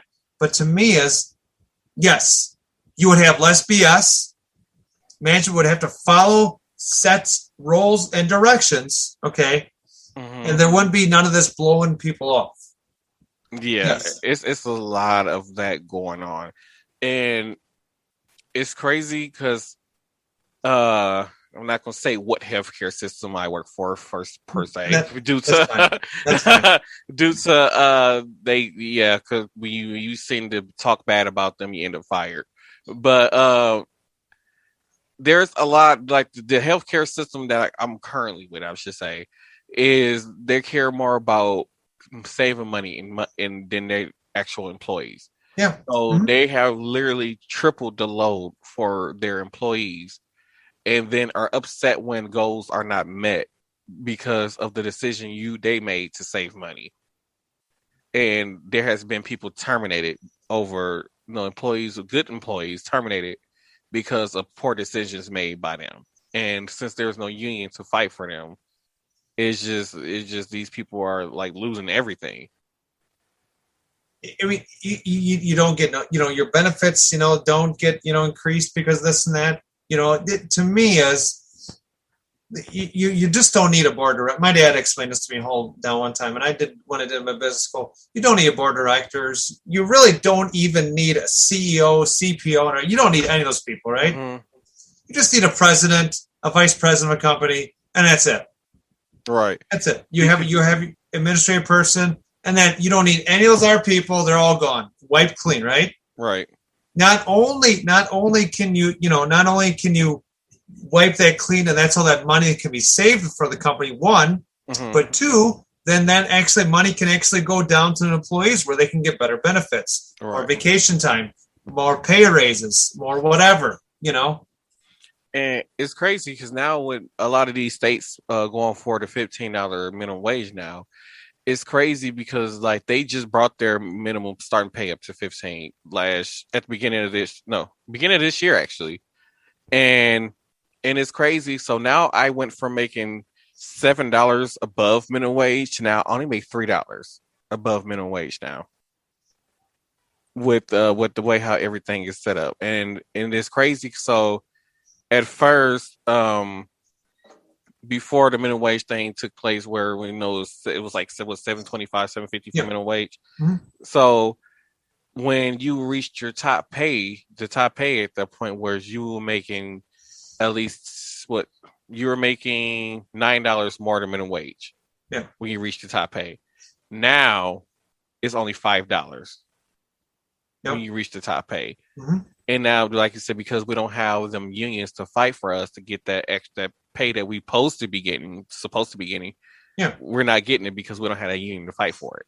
No, I mean, I wouldn't have a problem with restaurants being at like, $10 an hour, not $7.25 or $6 somewhere else. I could see them up, bump them up, yes, Yes, I see restaurants at $10, but I was like, but to say like somebody at McDonald's should be making $15 an hour, I'm like, no. To be honest with you, I mean, if we experience and you want to step up in a role, like myself, I went from now I'm going to get trained and be like assistant manager for my company. Yes, it comes with more. Yes, it comes with more, more troubles, more issues, more this and that. It does come with a little more pay, a little more benefits. Again, I'm happy about that. The benefits myself, where if it's a bonus, yeah, maybe everyone will get. I will. The difference is with me is I will take care of everybody that's on my team. Right. I'll be like, hey, by the way, yes, it's only $5, but here's $5. Go have go get yourself some from wherever, this and that. But yeah, your restaurants, your fast food places, yes, you have corporate this and that. But the problem is that, like McDonald's, like we said, we're at $15 an hour. Yes, it's corporate, but they're all kind of privately owned. And Mm-hmm. how do these businesses actually afford to pay them that much? Mm-hmm. It's kind of like you're buying a franchise. Well, they only make so much. They can't afford to pay them $15 an hour. Exactly. When you're selling stuff at $1, $2, and $3 prices, yes, you are making a profit, but $10 an hour should be the start. Okay, right. I could see you're going to be there for a while. It should bump it up as it goes. Yes, you should have a minimum of 2% pay raise once a year, minimum. And it's crazy because now that you say, because like there's the healthcare system. How can I put it? So a healthcare system for 2 people hospital stays. So depending on what they're in there for, so somebody in the ICU for at least 2 to 3 weeks, that Mm-hmm. person that's in the ICU for 2 to 3 weeks can pay off a whole entire department payroll. Yeah. And then probably if you get a third or fourth person that can pay off the whole department payroll plus supplies and everything else that they're using. So if you're seeing thousands of people going into these ICUs and hospitals, and these hospitals are making billions, if not trillions of dollars a year, and it's not trickling down to their staff, there is something wrong. Oh, there is. It's staying up top, Mm-hmm. I mean, I met the one of the big shots for the company I work for, and he's like, yeah, blah, blah, this and that, that's not right, blah, this and that, that's going to change. I'm like, I know he's saying it, but I'm like, dude, you make, whatever. You make, I'm just going to say, so you're the assistant vice president. You make probably $500,000 a year. I'm just going to say, right, Yeah, I don't see you go ahead and write out everyone a check for $25,000 and be like, hey, thanks for doing a great job. This and that, you made a year status. Here's the $25,000. I don't see that happening, I don't see any of those people be like, by the way, great job, what you're doing. We're going to give you a bonus for the next whatever it is to total. I'm just saying, what if say it's $12,000? Say they give you $1,000 every month for a year, right? Mm-hmm. If they make trillions of dollars, yes, I understand it costs money for employees, for equipment, for the building, maintenance. Yes, that all comes into factor. But that's already put into factor. That amount's already taken from the top. Okay, Mm-hmm. There is that big chunk that they still have to work with. Yeah, that they could give back to the people. Exactly. And they're saying they're on top of it. We got multiple hospitals and clinics within your system. You can't tell me that you don't have the money to trickle down to your actual employees. And to be honest with you, the hospital I went to, you'd be amazed. It's brand new. I mean, it can't be no more than a year or two old. Right. And I will say that the company that was out of, they're out of the metro city, come on now. They got to be worth billions of dollars. Exactly. They're putting up a clinic here and a hospital there. And I'm like, come on. The money got to come from somewhere. And it's so different. Like they just said Kimberly-Clark's to move their headquarters down to Illinois. Merck and Marine did that 5 years ago. Now Kimberly-Clark's going to do that from Neenah. moving their corporate headquarters down to Illinois to be hubbed around the whole United States. No. That's all bullshit. That's all bullshit. Right. Everybody wants to be down in Chicago. Miller's down there. Everyone wants to be down in Chicago. That's where it's at. They should be like WWE. They have 3 headquarter buildings. They do? Yeah, they have one in Stamford, Connecticut. They have one in Chicago, and then they have another one in LA. Oh, so they do it? I heard that Chicago, but I don't know if it's true. So it is true. Okay. Yep, they have 3 headquarters. So some of these companies like, oh, then it's going to cost them too much money to do that kind of stuff. So it's what they acclaim. But but one of the things is like, so for the whole entire pandemic, like, so somebody like me, I worked the whole entire pandemic. And during that pandemic, only thing we were given from the hospital was we got a free meal a day from the cafeteria. And then in December, we got a $200 bonus. When other healthcare system gave their staff $1,200 to $1,400 per staff member, we only got $200 for a bonus for working the whole entire pandemic. Yeah. Okay. So that's really being logical to the people. Yeah. No. And wonder why your employees don't feel respected. Yeah. No. That's wrong. That's wrong. I don't understand. I mean, Aurora. If you heard of Aurora hospitals now, Aurora Medical Centers, I believe, were started in Sheboygan, Wisconsin. Mm-hmm. Now they're all over the state, plus Northern Illinois. Right. Okay. You tell me where the money's going.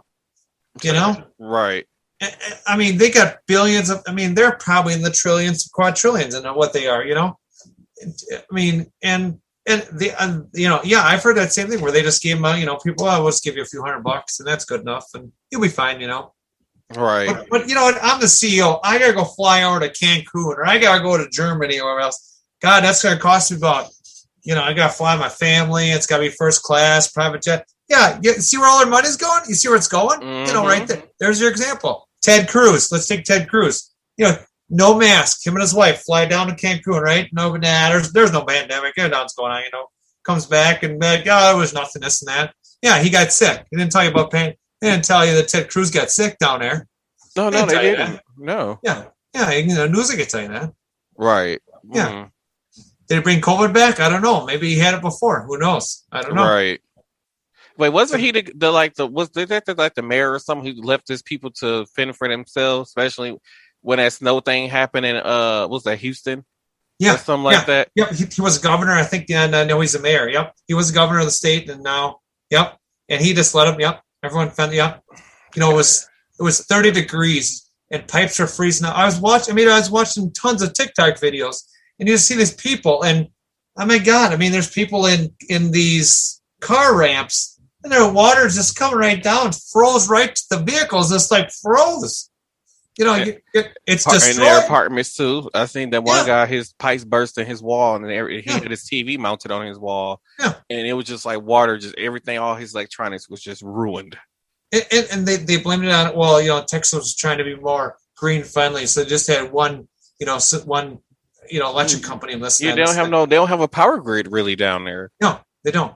And it's crazy because I don't know, did I talk about this? I might have talked about this last season where Texas, well, basically back in the 70s, the government tried to come in and regulate their their electric grid down there in Texas. And they're like, no, we don't want that. We want to be independent. And they told them like, hey, you need to do this, this, and this, and make these upgrades. So when this happens, that you would be prepared for it. So this was back in the 70s where they told them to make these upgrades to prepare for what happened with that snowstorm this past year, and they didn't do it. And it falls on that government down there in Texas. I think now they're going to have to give away, because you just think how many citizens versus government. There's more.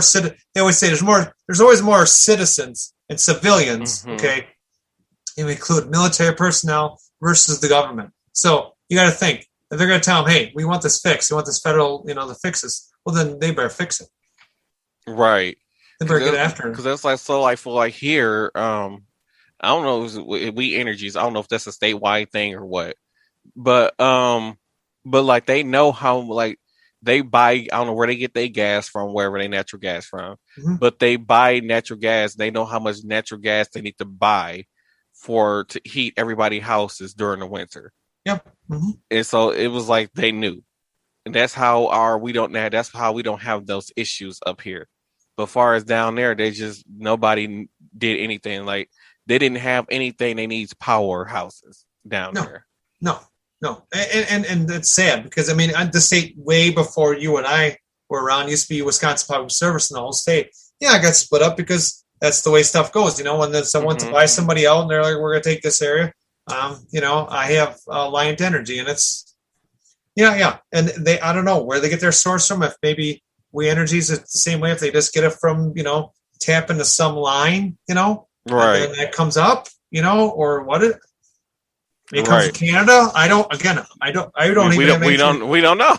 It comes from somewhere, so it can heat our homes. And if you have a range where you would use that, for your gas, your stove, whatever it is, oven. Again, that's their thing. Again, I don't know where they're located. I don't really, right. They just get us our utilities, which they didn't have over 100 plus years ago. So we come a long way in the last 100 years. Thank goodness we're not going. I mean, we're going backwards, like with suppression. There's things where we're going backwards on, which we need to, But again, to me, I don't think, even with Skywalker, I don't think he was looking at the big picture. Right. If you would have followed Obama, to me, for once, and I understand it was only in my 30s when Obama came in. To be honest with you, I thought Obama was completely different from everybody else. Completely. Mm-hmm. Why couldn't the rest of these governors have been like, all right, let's do it, let's look into this, Mm-hmm. Let's see what's going to happen, really. Not be one-sided about it, Yeah, I wasn't legal voting age when Obama got his first term. But I liked Obama, Yes. Mm-hmm. Do we need a female president? Yes. Do we need Hispanic president? Yes. Right. We need a lot more diversity. Yes. Right. Alrighty, Claire, I want to thank you so much for joining me on a podcast. It's been a pleasure. We have to do more of these chats more often, and we need to figure out a way how to get the group back together, because I kind of missed the Zoom calls with the group. We need to figure out a way to get some, at least start a group or something, because I see a lot of the pages get started, but they just fall apart. I'll tell you what. I think I did add you and Marcus, but let me see about. I'll send you guys the invite to my Team Wisconsin Plus, and then let's maybe we can do a Friday or Saturday night, or do maybe Wine Wednesday. Maybe we'll just maybe we'll get together and granted. I don't drink because I got to work the next day, but I could probably have a glass. I could have a glass.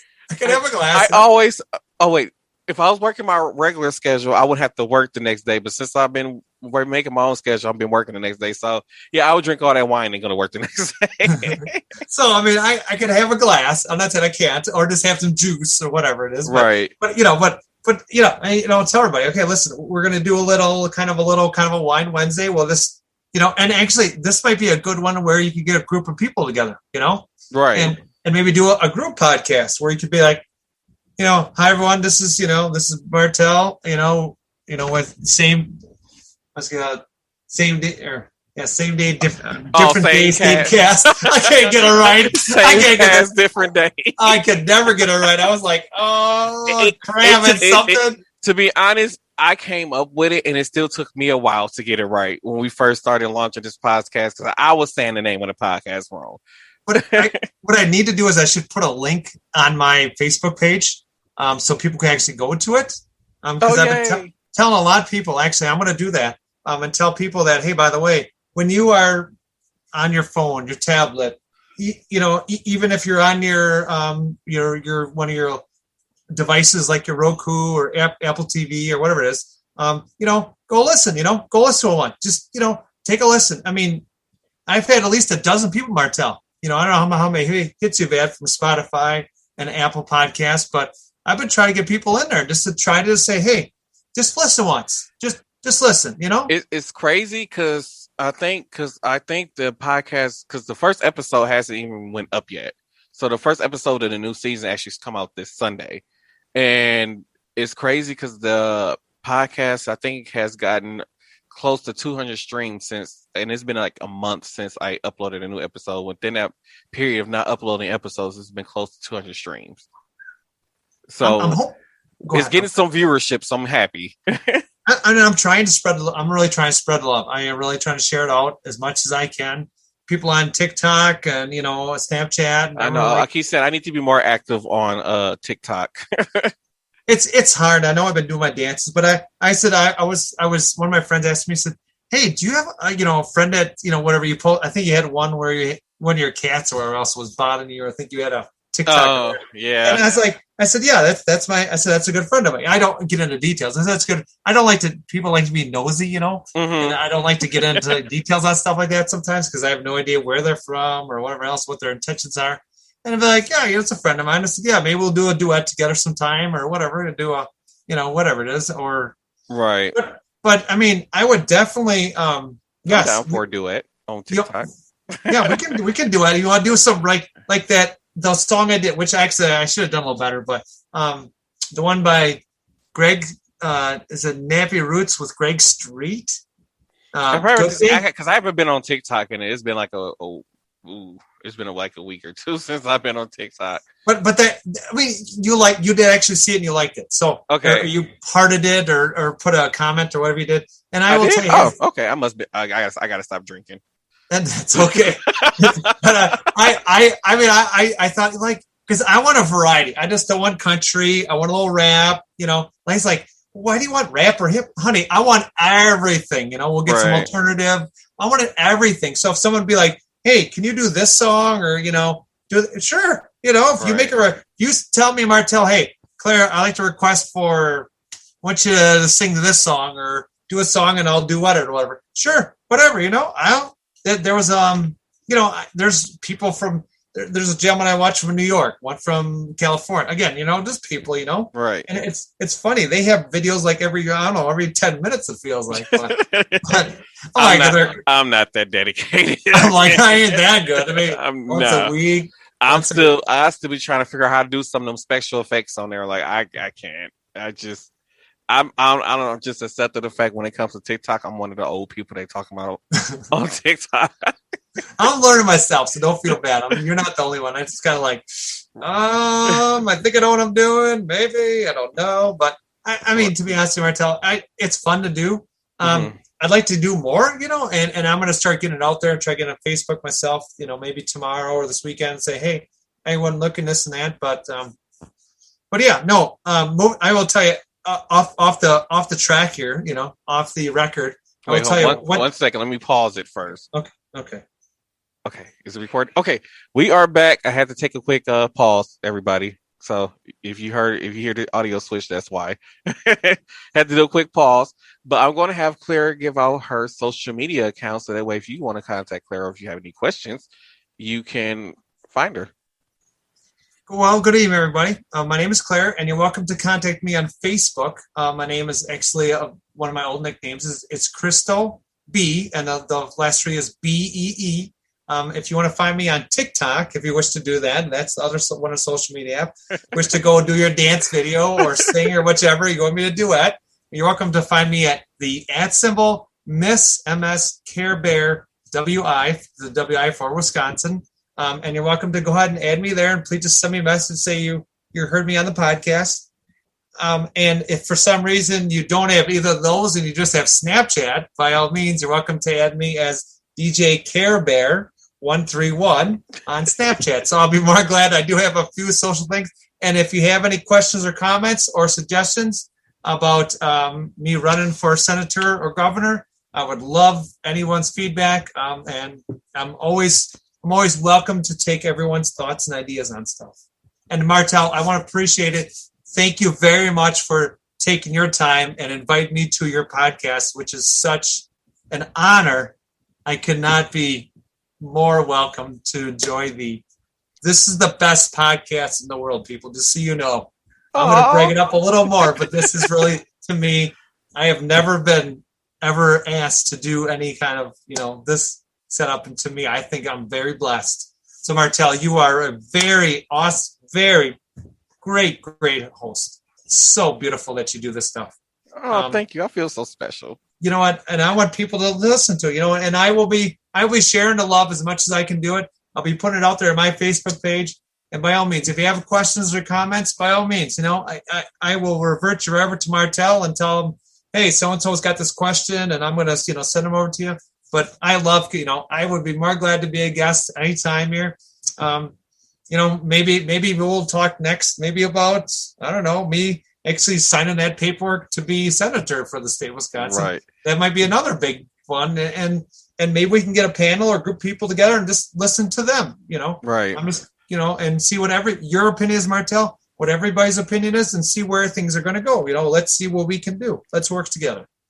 Well, I am probably going to have some people, because I'm probably going to need some episode breaks. So I've been thinking about having people guest hosts, like to fill in as a host for me on a few episodes this season. So we'll see how that works out. Oh, well, I'd be glad to do that. I may have to come to your house maybe, but I don't know, but that's fine. I mean, it can still be through Zoom. I just have to set it up. Okay. Yep. That'd be fine. I could actually, if you wanted a few guest hosts, I'd be more than glad to, while you're on vacay or whatever, wherever you are. You need a backup host like when Kasem had, I don't know what he's got. What is I can't think his name no more. He was on American Idol. Ryan Seacrest. Ryan Seacrest. Ryan Seacrest now, and Ryan Seacrest has all these celebrities come on and blah blah blah. So I wouldn't mind being a local celebrity and you know, and having to come in for you while you're on vacay or, you know, hosting their podcast. That'd be a lot of fun. That'd be awesome. That would be fun. But I will definitely take the invite. You bet. I would definitely love to do that. Alrighty. Thank you, Claire, for joining me on this episode of Same Cast, Different Day podcast.